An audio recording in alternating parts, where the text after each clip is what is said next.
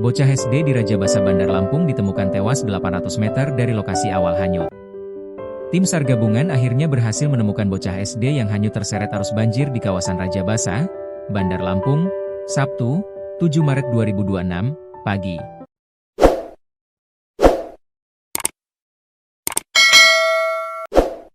Korban berinisial S alias Satria, 10, warga Jalan Abdul Hamid, Kelurahan Rajabasa Induk, ditemukan dalam kondisi meninggal dunia setelah dilakukan pencarian intensif sejak Jumat malam.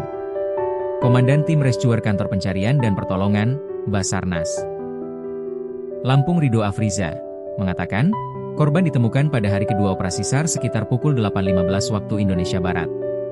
Sekitar pukul 8.15 WIB, korban akhirnya ditemukan sekitar 800 meter dari lokasi kejadian awal dalam kondisi meninggal dunia, ujar Rido, Sabtu, 7 Maret 2026. Setelah ditemukan, jasad Satria langsung dievakuasi oleh petugas dan diserahkan ke pihak keluarga di rumah duka.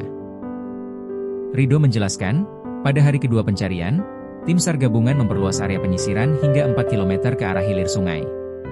Petugas juga mengerahkan teknologi drone thermal untuk memantau titik-titik yang sulit dijangkau melalui jalur darat. Dengan ditemukannya korban, operasi SAR resmi diusulkan untuk dihentikan dan dinyatakan selesai.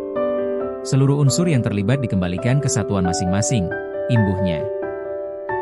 Selain menemukan jasad korban, dalam proses pencarian tersebut tim SAR juga sempat mengevakuasi seorang warga lanjut usia bernama Arifin Rahman, 50, yang terjebak di sekitar area pencarian dalam kondisi selamat.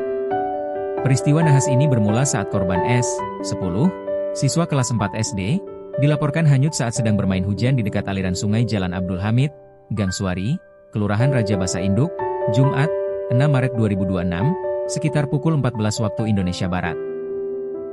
Kala itu, hujan deras mengguyur wilayah Bandar Lampung yang mengakibatkan debit air sungai meningkat drastis hingga meluap ke pemukiman warga.